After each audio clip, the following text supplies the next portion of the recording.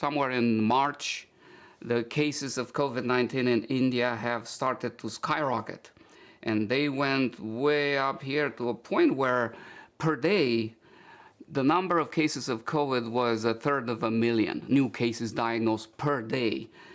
That peaked in late May, early June, and then it came down crashing all the way to a baseline to where now they only have, I think on October 1st, they had 23,800 cases of new COVID diagnosed in the whole country. Now, that's still a big number, but considering that there are 1,300,000,000 people living in that country, relatively speaking, this is still a small number. I've seen a lot of questions on my channel and other places from people saying, look, the rates of vaccination in India, at least after this, or at the time when this drop was starting to occur, were quite low. I mean, we were talking about less than 10% of the population vaccinated. And yet we see this drop like off a cliff in terms of numbers of cases of COVID. What accounted for that? What is it behind that? From the research that I've been able to do, I don't think anybody really knows the answer to this question.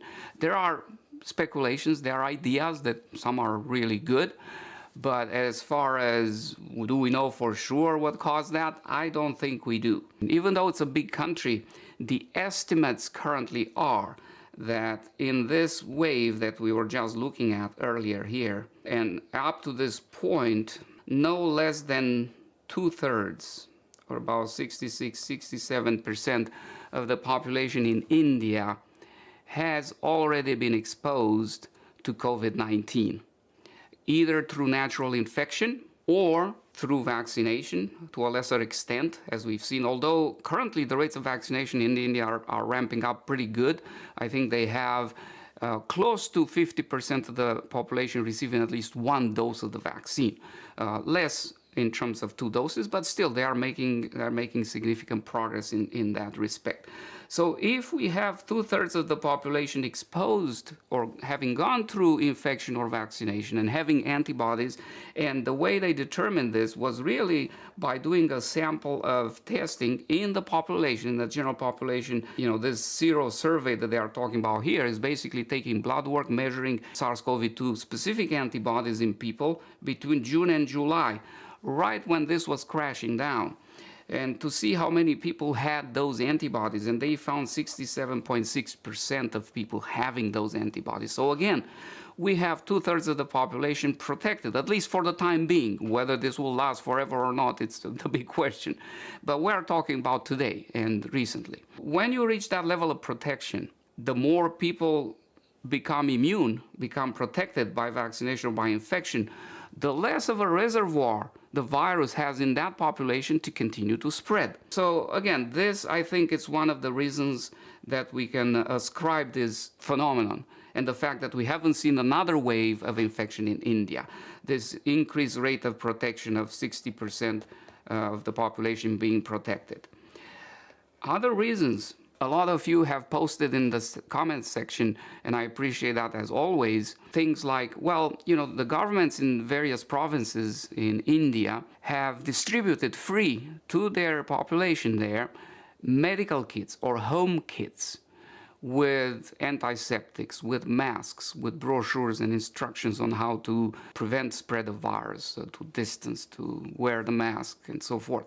And also, importantly, in the minds of some, and in some provinces, not the whole country, some have received also medications, things like ivermectin, you know, a course of ivermectin, doxycycline, azithromycin, or a combination of these things. Those among you who are big fans of ivermectin were quick to point, sometimes repeatedly, that it's the ivermectin doing this. And I wish it was, and maybe it has something to do with this. I'm not saying it doesn't. I can see, and I'm going to just write that here just for the sake of discussing it, ivermectin. I can see a few ways where it could do this. There is data showing that taking ivermectin reduces the time to a negative PCR. In other words, the clearance of the virus from the body tends to be faster. To the extent that that is a valid finding, and it seems to be the most consistent findings across all the studies on ivermectin that I've seen. So if indeed that is the case, even shortening the duration of the disease by a day or two, it makes a big difference when we are talking about millions of people every day, right, getting sick and being able to continue to transmit the disease. So we can ascribe some benefit to that if it's there. A second thing that we can discuss, and I mentioned this in a previous video, is the fact that ivermectin is primarily an anti-helminthic, anti-parasite medication. And in places like India, just like in my home country in Romania, a lot of people have subclinical or chronic infestation of various parasites in their GI tracts, in their bodies. Strongyloidosis is a common one in Romania, and I'm sure in India too, in wet places where people walk barefooted to plant rice or to fish or whatever they do, play like kids. You know, this strongyloidosis takes hold very easily. And you can have a bunch of other parasites that are present in those countries. And because of that, you can have a situation where somebody has a chronic parasitic infection that may not even be aware of, and then they receive this medical kit, or they are part of a study on the efficacy of ivermectin treatment, or they are in the hospital sick with a more severe form of COVID-19. And in the hospital, if the COVID-19 case is severe, especially after that first week, they will receive a course of steroids, dexamethasone. Dexamethasone is an immunosuppressant. It diminishes your immune response, which is good in a severe case of COVID where the immune system is in overdrive and it's causing damage in the body.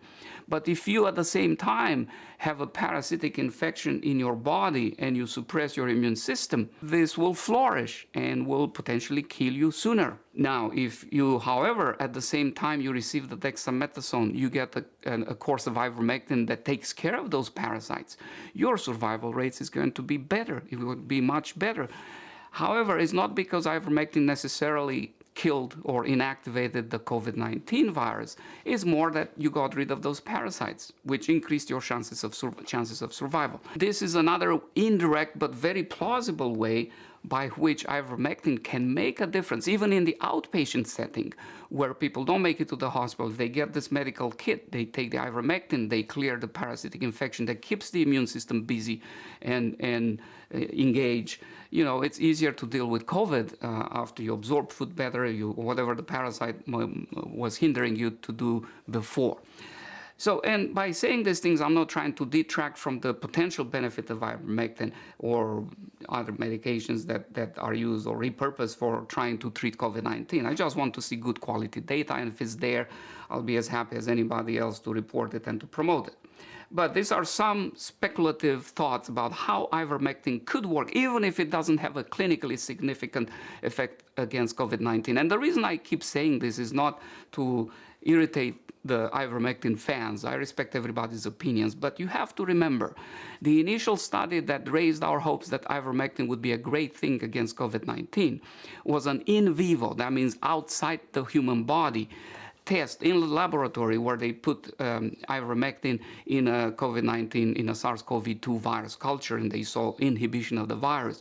But the concentration of ivermectin that did that in the lab was about 240 or 250 times higher than what we can safely achieve in the human body without risking the side effects. And that's where my lack of trust in that effect comes from. I want to see that at this 250 times lower concentration of ivermectin, we still see that effect. And if we don't, then, we don't.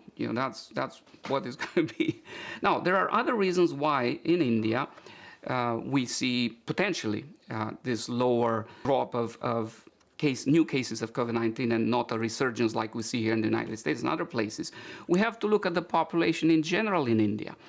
Over there, people eat, especially in the larger rural areas or even in the big cities where you look at less privileged people, they can't afford to eat meat and McDonald's. They subsist on a mostly plant-based diet. I talked to you yesterday, if you haven't watched that video, please do so, about the impact of a diet dietary factors, specifically plant-based diets, on developing COVID-19 and the protection that such a diet can exert against a severe case of COVID-19.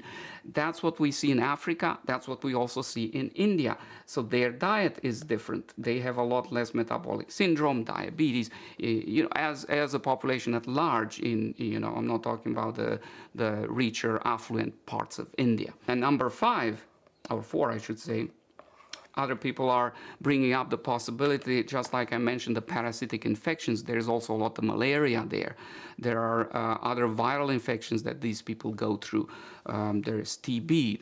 There's a lot of infectious disease burden in that population, chronically speaking, much more so that we have in the Western world, like in the United States or UK or any developed country. And so what that does, even though it's a burden and it's difficult and it kills a number of people, however, the larger population develops it's almost like training. Their immune system is constantly having to deal with these things and becoming more fit to do so. Whereas here in the West, when we don't have to do, except for the common cold maybe, as much with chronic viral infection, that means that when we get hit by this, we are more vulnerable. So, there's this infectious disease load or burden.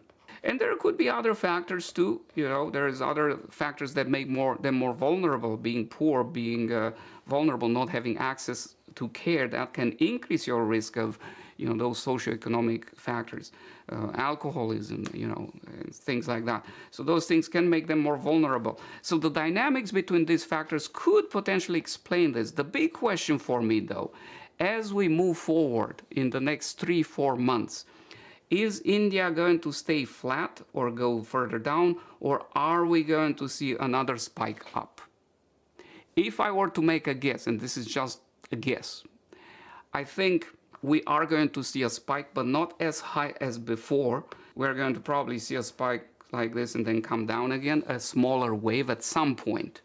The reason for that, again, being this 67% of protection of the population through natural infection and immunization. So the reservoir of people who are vulnerable for the virus right now is very small. And so there isn't a whole lot of people to make another spike as big as the one before. But we'll see. It's anybody's guess at this point. I hope you enjoy this and it helped you put things in perspective. Like always, I look forward to your comments. Until next time, stay healthy and stay wise, my friend.